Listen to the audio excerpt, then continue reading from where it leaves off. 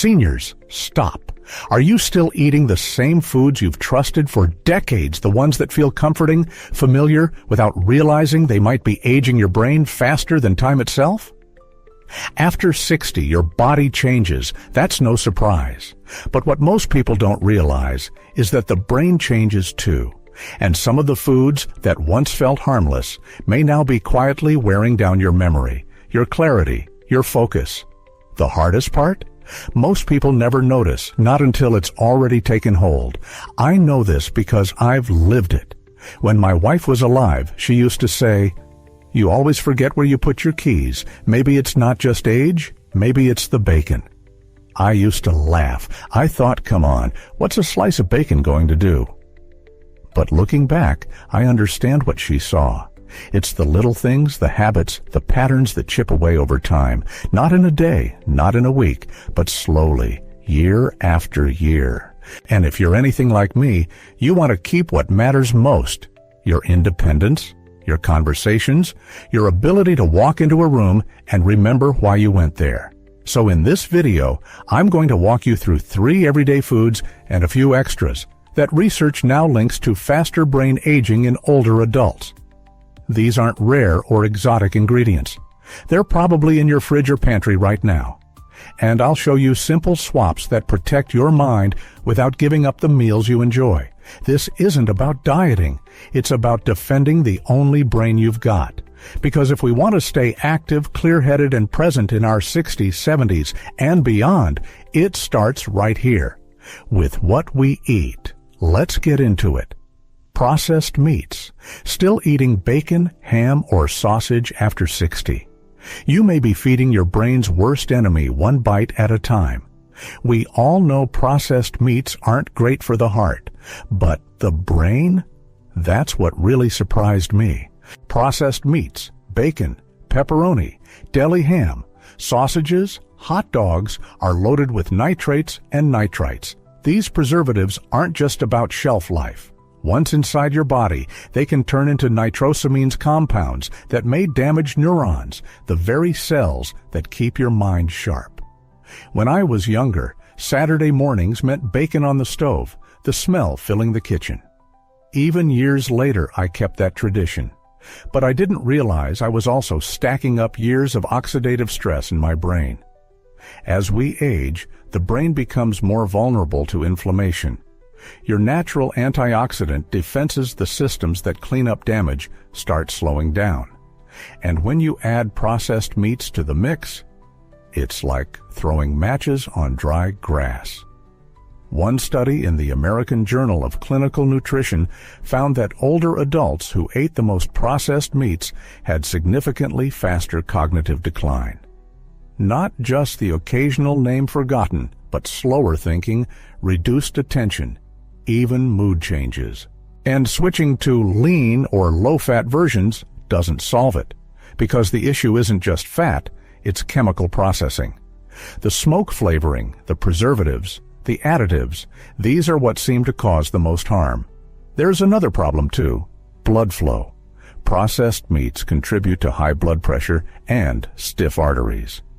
And when blood flow to the brain drops even a little, your neurons don't get the oxygen they need. I remember those afternoons where my head felt heavy. I'd forget where I parked, lose my train of thought. At the time, I blamed stress or poor sleep. But when I cut out the processed meats, something changed. Not instantly, but after a few months, it was like fresh air in my mind again. So what can you eat instead? You don't need to give up meat. Just choose fresher, simpler options. Grilled chicken, turkey breast, baked salmon, or trout.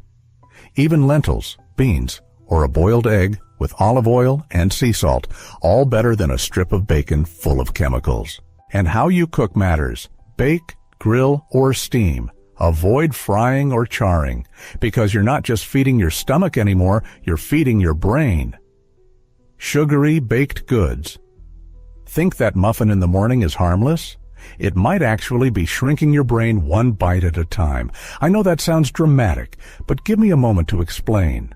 For most of my adult life, I believed sweet baked goods were a small indulgence, A muffin with coffee, a scone in the afternoon, a cookie after lunch. It didn't feel excessive. I wasn't drinking soda, I wasn't eating candy, so I thought I was being reasonable. But I didn't realize how those small, familiar pastries, the muffins, the cakes, the soft white bread, were quietly working against my brain. The moment it really hit me came after a family brunch. Coffee, eggs, 2 blueberry muffins. They were warm, sweet, perfect. But by early afternoon, I was completely fogged out. Couldn't focus on the book I was reading, kept rereading the same paragraph. Nothing stuck.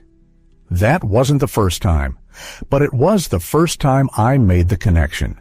So I started looking into it. Most baked goods, muffins, pastries, cookies, even healthy bars are made with 3 main ingredients: refined sugar, white flour, and trans fats. And that combination is tough on the aging brain. Let's start with sugar. Your brain runs on glucose, but it needs it in steady, controlled amounts. When you eat a sugar-heavy snack, your blood sugar spikes fast. That spike is followed by a crash, and that roller coaster destabilizes energy, attention, and memory. Over time, this can lead to insulin resistance, even in the brain.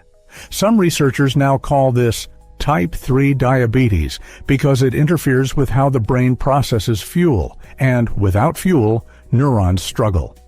Then there's white flour. It turns into glucose almost instantly, so even a roll or a biscuit that isn't sweet can hit your system like sugar. And finally, trans fats. These are often hidden in shelf-stable baked goods to extend freshness.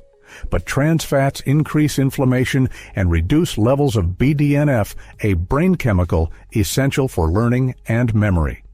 When BDNF is low, the brain becomes more rigid. It doesn't form new connections as easily. It slows down. It forgets. That was me. There was a period where I had a muffin almost every morning. By mid-morning, I'd crash, get irritable, struggle to finish sentences. I thought I wasn't sleeping well. But once I swapped the muffin for something with more protein and fiber, things changed fast. In less than a week, my mornings felt steadier. I wasn't hungry by 10 a.m., and I could actually focus. So what's the fix? You don't need to give up sweet flavors. You just need to choose slower fuel. Here's what I eat now instead. Oatmeal with cinnamon and chopped walnuts, Greek yogurt with berries and ground flaxseed, whole grain toast with almond butter, a homemade muffin made with oats, mashed banana, and no added sugar. And if I want something sweet in the afternoon, I go for dark chocolate, baked apples, a few dates with nuts. These still satisfy the craving, but without the crash. They support your brain instead of slowing it down. Baked goods aren't evil, but for the aging brain, they're a trap. Soft on the outside, but hard on cognition. What seems like a harmless snack might be taking more from you than it gives. Artificial sweeteners and diet sodas. Think zero sugar means zero harm? That's exactly what I used to believe. When I finally gave up sugary drinks, I switched to diet soda. It felt like the smart move. No sugar, no calories.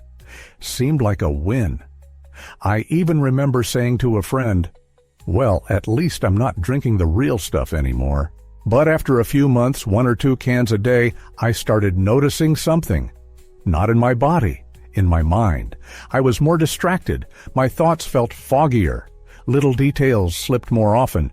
At first, I blamed it on age or stress, but then I got curious. What's really in these diet drinks? Let's start with aspartame, one of the most common artificial sweeteners.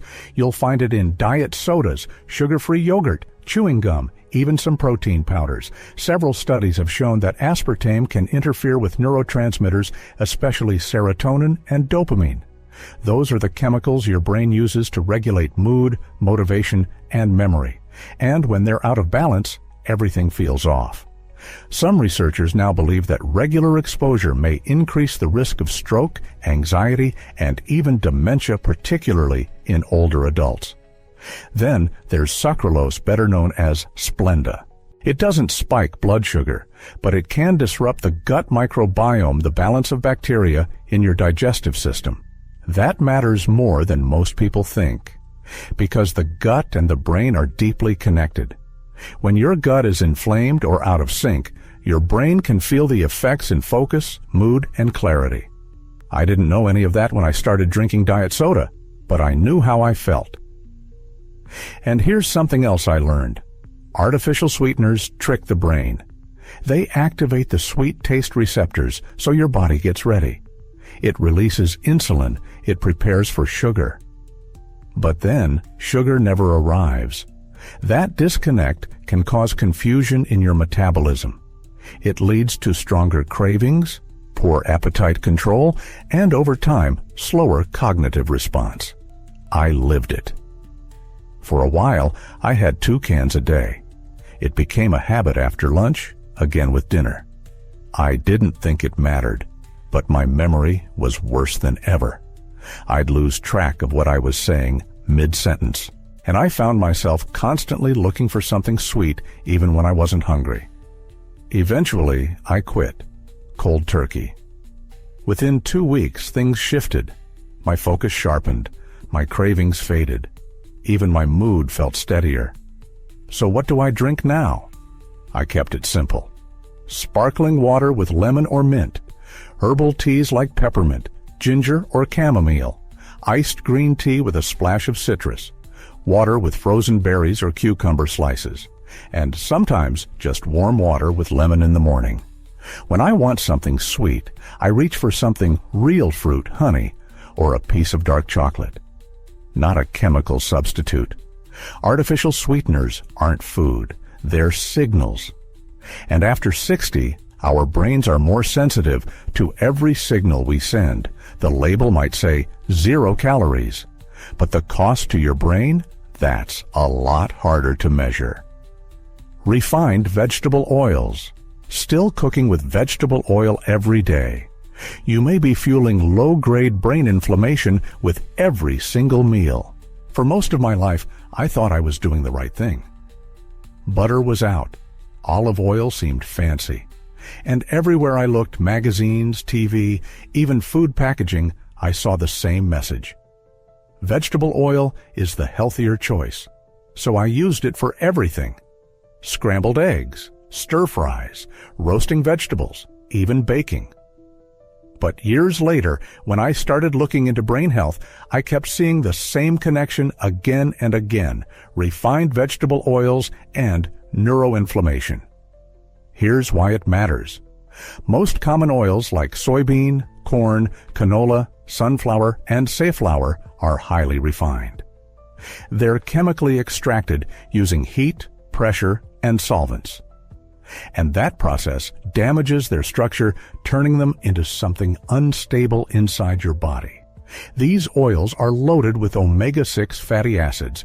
Now, omega-6 isn't bad by itself, but in excess, especially without enough omega-3 to balance it, it pushes the body into a state of chronic inflammation. And chronic inflammation is one of the root drivers of brain aging. It breaks down synapses, the connections between brain cells. It reduces plasticity, your brain's ability to adapt, learn, and recover. And it accelerates memory loss, especially in older adults. One study from UCLA found that diets high in soybean oil not only increased inflammation, they actually altered gene expression in the brain. Specifically, in the hypothalamus, a region responsible for memory, learning, and emotional regulation. That was the moment I stopped brushing it off, because I'd been feeling the symptoms.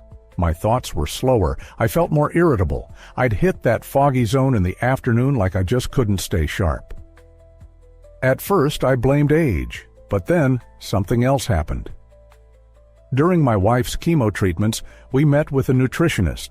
She looked through our pantry and pointed at 2 bottles corn oil and vegetable oil blend.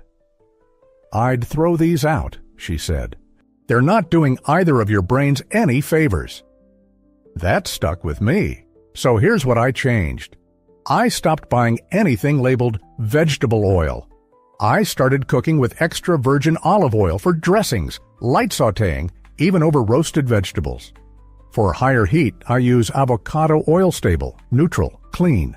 Sometimes coconut oil and occasionally butter or ghee, especially from grass-fed sources. And I started checking ingredients.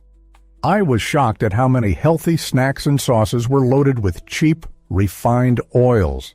It didn't take a huge overhaul, just a shift in habit.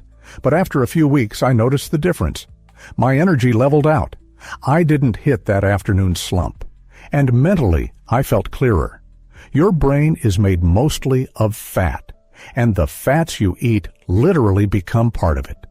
So if you keep feeding it cheap, unstable oils, don't be surprised if it starts to feel unstable. Alcohol, even in moderate amounts. Still think a glass of wine in the evening is harmless. It might not be doing your brain any favors, especially as you get older. I used to have the same habit every night. Dinner, a little cleanup, then a glass of whiskey while I read. It felt like a routine, comforting, even healthy, or so I believed. For years, we've been told that moderate drinking a glass of red wine here, a cocktail there, might be good for the heart. But no one told me what it could do to the brain. At first, I didn't notice much, but then my sleep started getting worse. I'd fall asleep fast, but wake up at 3 or 4 in the morning, staring at the ceiling. My mornings felt foggy. Little things slipped more often, names, appointments, conversations. Still, I didn't make the connection. It wasn't until a routine checkup that my doctor asked, "Do you drink in the evenings?" I said yes, 1 glass, sometimes 2. She paused, then said, "That might be enough to interfere with how your brain resets overnight." That stuck with me. As we age, our tolerance for alcohol drops. The liver processes it more slowly, and the brain, already more sensitive to inflammation and oxidative stress, becomes even more vulnerable. Even low to moderate alcohol intake can affect sleep architecture, especially deep sleep, memory consolidation, focus and attention, emotional regulation, brain volume in areas tied to decision-making and learning. A massive study from the UK Biobank looked at over 25,000 adults. It found that even those who drank just 1 to 2 drinks a day showed a measurable loss in gray matter, the brain tissue that handles memory, speech, and self-control. And there wasn't a clear, safe threshold. The more they drank, the more brain tissue was lost, and the effects were visible even at so-called moderate levels. That study changed my thinking. I didn't quit completely, but I stopped making alcohol a daily habit. Now, if I drink, it's rare and deliberate. And I notice the difference. My sleep is deeper. My mornings are clearer. And I don't feel like I'm catching up all the time. Instead of alcohol, I've built new habits to wind down. Herbal teas like chamomile or ginger, soft music and a book, a walk after dinner, just sitting quietly in the evening, letting the day slow down. It's not about giving things up. It's about seeing what's really helping and what's quietly getting in the way. Alcohol doesn't just pass through the liver. It crosses the blood-brain barrier. And for a brain that's already working harder to stay sharp, that matters. So if you're still drinking every evening, ask yourself, do I wake up clearer or cloudier? Sometimes what relaxes you at night is the same thing that slows you down the next morning. Excess salt in packaged and frozen foods. Think salt is just a heart issue? It might be quietly chipping away at your brain, one frozen dinner at a time. I used to think I didn't eat that much salt. I didn't add it at the table. I cooked at home. But after my wife passed, I didn't feel like cooking much anymore. So I started relying on frozen meals, canned soups, and deli meats. They were quick, easy, no cleanup, but something started to feel off. After eating, I'd feel heavy, not just in my stomach, in my head, like someone had turned down the lights just a little. I'd forget things I just heard, feel more sluggish than I expected, and my sleep got lighter. At first, I thought it was just grief or stress. But then, during a follow-up appointment, my doctor brought up sodium. She said salt doesn't just raise blood pressure, it can reduce blood flow to the brain. That got my attention. Here's what I learned. Most processed foods, frozen lasagna, canned soup, microwave meals are loaded with sodium. Even foods that don't taste salty can contain 700 to 1200 milligrams per serving, sometimes more. And while salt is essential in small amounts, too much can damage blood vessels. That includes the tiny vessels in the brain. A study in Nature Neuroscience showed that high salt intake disrupted a pathway that controls blood vessel dilation in the brain. Result? Less oxygen reaching the areas responsible for learning and memory. Another study linked a high sodium diet to increased tau protein buildup, the same marker found in Alzheimer's disease. And the worst part? The damage is slow. You don't feel it right away. There's no warning, just a gradual fading of focus, energy, and clarity. That's what makes it dangerous. So I made a change. I started cooking again, nothing fancy. Just basic meals with real ingredients. Instead of canned soup, I made a simple lentil stew with garlic and lemon. Instead of frozen pasta, I roasted vegetables with olive oil and herbs. I swapped salt for other flavors. Vinegar, citrus, fresh herbs, pepper, turmeric, paprika. And within a few weeks, I felt it. Clearer mornings, more steady energy.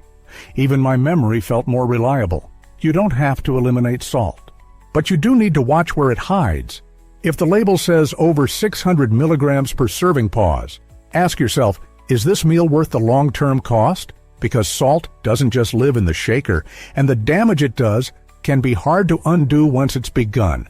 Let's step back for a moment. We've gone through a lot in this video. Not theories, not clickbait, but real foods, things many of us eat every week that may be slowly aging the brain. And here's the most important thing. This isn't about guilt. It's about awareness.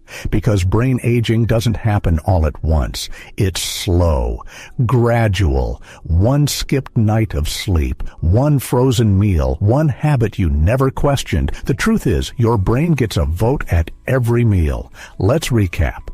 We started with processed meats and how the preservatives and nitrates may drive long-term inflammation in the brain. Then we looked at sugary baked goods and their role in insulin resistance and mental fatigue. We broke down artificial sweeteners and how they may confuse both your gut and your brain. We moved into refined vegetable oils and how they may quietly fuel cognitive decline. Then alcohol, not in excess, but even in moderation, and the way it disrupts sleep, focus, and brain volume.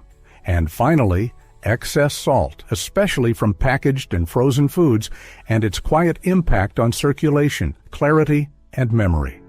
None of these things will ruin your brain overnight, but added together year after year, they shape how you think, how you remember, how present you feel. And here's the good news, you can start changing that. Today, one decision at a time. I'm not perfect. I still make the wrong choice sometimes. But I know this. When I treat my brain like something worth protecting, it shows up for me. In little ways, more focus, better sleep, fewer foggy afternoons, and in big ways like being able to stay sharp for the people I love. If any part of this video made you pause, just try one change. Start small. Swap one food. Read one label. Because the most important thing isn't doing it all. It's doing something consistently. And if you're still curious, on our channel, there's another video that might surprise you. It's about 4 common foods that should never be kept in the fridge, especially after 60. It turns out the way we store food can also affect nutrients, digestion, and yes, brain function. So when you're ready, go find it. It's short, practical, and worth watching. Take care of your brain. You only get one, and it's never too late to start treating it right.